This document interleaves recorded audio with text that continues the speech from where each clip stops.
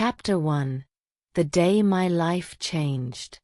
My name is Elena, and I was born and grew up in a quiet town in England. I thought I had a very normal life with a husband who loved me and small dreams for our future. I believed life would stay exactly the same for many years, and we would grow old together. But one day everything changed, and I will always remember that sad day in my heart. It was the day my husband died, and when he left this world, I felt like half of my body was gone. Many people came to see me and spoke kind words, but I still felt a very big emptiness inside. I looked at his empty chair every morning and wondered how I would sit there alone. I wondered how I would eat dinner without him or live the rest of my life without hearing his voice. My heart was very sad and broke again and again as the days went by. The nights felt very long and dark, and I cried until I had no more tears left in my eyes. In those first few weeks, many people told me, "You must be strong, Elena." But how could I be strong when I was just a woman who lost the person she loved most? One morning, I looked in the mirror and told myself that I must not die just because he died. I told myself, "You must live, and you must find a good reason to keep going." That thought was my first step, and I started to smile even when I did not feel happy at all. At first, the smile was not real, but I noticed that when I smiled at people, they smiled back at me. I found that being kind to other people helped my own heart feel a little bit better too. I started helping my old neighbor, Mrs. Gable, who was very sick and lived all alone. I went to her house, cooked warm food for her, and made sure she took her medicine. She held my hand and told me I was like the daughter she never had. I cried that night, but they were not sad tears. I felt happy because I was needed again. I also helped a young couple named Sarah and Mark who were fighting and wanted to end their marriage. I went to their home and told them not to throw away the love they had built over the years. I told them, "Do not fight to win the argument, but fight to understand each other." They stayed together and told me that their home would have been broken if I had not helped. Helping people gave me strength and changed my sadness into a power to help the world. But at night, I was still lonely and I asked God who would sit with me when I was tired. I told myself that if love is supposed to come back to me, it will find a way. I began to see myself as a woman who could turn dark days into bright days for others. I promised myself to live in peace, and I felt that my story was not over yet. Chapter 2. Learning to be happy again. Many people thought I would never be happy again, and for a long time, I thought they were right. But I told myself I must not waste the life I still have in this world. I saw that a small smile to a child in the street made me feel warm and much better. When I was kind to my neighbors, they were kind back, and the world felt less scary. I laughed for the first time in a year when a little boy named Leo told me I was like an angel. I told him I was just Elena, but he made me feel very special that day. I chose to look happy on the outside even when I was sad on the inside.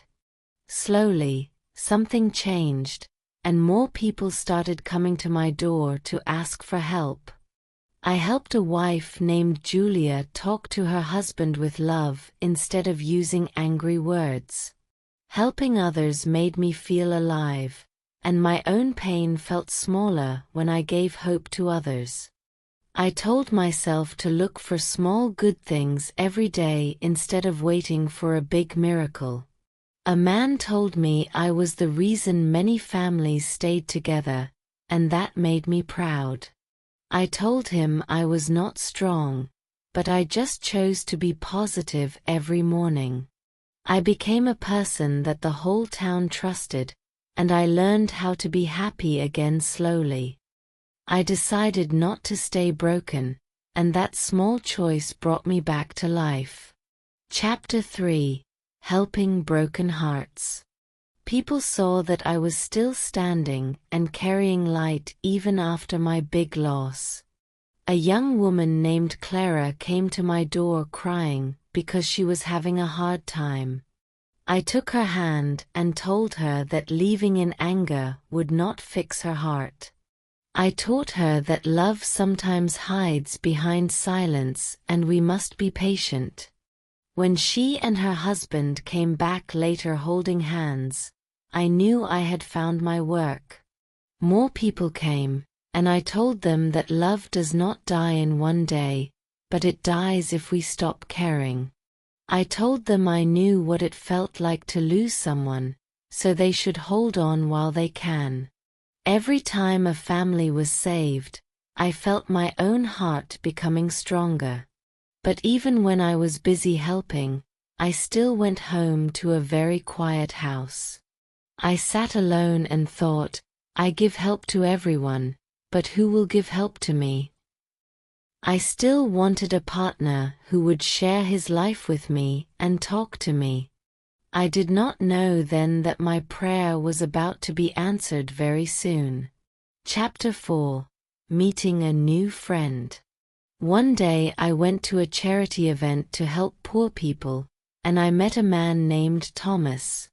He had a very soft voice and asked me if I needed help moving some boxes. I saw a sadness in his eyes that I knew very well because I had the same sadness. He told me his wife had died many years ago, and he had been living alone for a long time. We talked for hours, and it was very easy to tell him about my life and my work. He told me that I had turned my pain into light, and he thought that was very rare. As we spent more time together, I started to feel a new kind of joy in my heart. Thomas said that talking to me made him feel like his soul was waking up again. We became very good friends who found peace together in the middle of our loss. I realized that meeting him was a special gift to show me that I could love again. He started to call me every evening just to ask how my day was. Those calls filled the silence in my house and made me feel very happy. I understood that I was no longer two lonely people, but two hearts finding a new way. Chapter 5: Love is for everyone. Small things like laughing together and saying kind words became very important to me. Thomas told me he had stopped living after his wife died, but now he felt alive. He told me he used to eat food but never tasted it because he was so sad. I told him I knew that feeling, but now we were both climbing out of the dark. One evening, he held my hand and told me he never thought he would love again. I told him I was waiting for him, and for the first time, my hand did not feel empty. Some people in the town said we were too old to be in love or to get married. They said love was only for young people, and that made me feel a little bit sad. But Thomas told me not to listen to their mean words because they did not know our pain. He asked me to marry him, and I said yes with all of my heart. I said yes because love belongs to anyone who is brave enough to open their heart. Our wedding was very simple, but to me, it was a very big miracle. I stood beside him and felt that life had given me back what I had lost. I learned that your heart never grows too old to feel love and joy.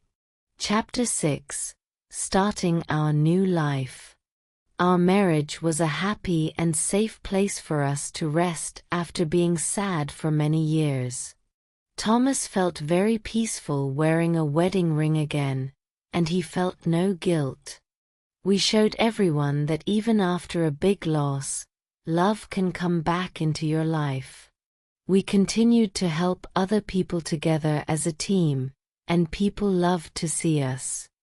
We showed young couples that marriage is a beautiful thing even when it is hard. We told people who were alone to never close the door of their heart forever. I found that being happy and sharing life is much better than staying in the dark. With Thomas by my side, I felt like a new person with even more love to give. When he said good night to me, I remembered the years when no one spoke to me. Every small thing he did felt like a big gift from God to me. Chapter 7: Giving Hope to Others. Our life together became a mission to help people who felt like giving up. We helped many couples remember the promises they made when they were young. Thomas told lonely men that their lives still had meaning and they should keep going. We showed everyone that you can find a fresh start at any age in your life. Even the people who were mean to us before started to see that our love was real. They saw that we were happy and that we brought peace to the whole community. We felt very good because we were using our lives to make other people smile. I told a group of people that life is not about how old you are, but how much you love. We were two voices telling the world that life is still very beautiful. I was very thankful that I did not give up when things were hard. Chapter 8: Living in the Light. Our story taught everyone in our town to never stop hoping for a better day. Our past sadness was now like a bright light that helped others find their way. I told people to love their families now and not to wait for tomorrow. We proved that you can find true love even when you think it is too late for you.